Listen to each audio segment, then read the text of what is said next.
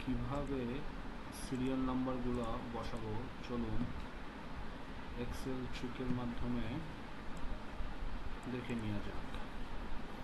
দেখতে পাচ্ছি এখানে একটা ডাটা টেবিল আছে যেখানে আমার কিছু সেল মার্জ আছে।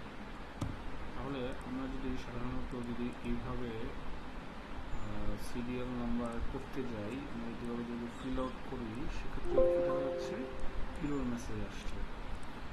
আবার আমরা যদি ফাংশন ইউজ করতে যাই এই জায়গায়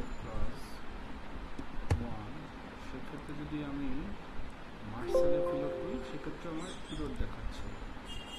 তো সেক্ষেত্রে আমরা একটা ছোট্ট ট্রিক্স ব্যবহার করব, চলুন দেখে নিই।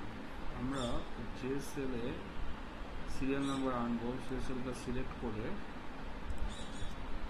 ফাংশনস কল করব ম্যাক্স ফর্মুলা। করার পরে আমরা ফার্স্ট এটাকে ক্লিক করব এবং প্যারেনথেসিস করে সেল +1 দেব এবং প্রথম সেলস রেফারেন্সকে আমরা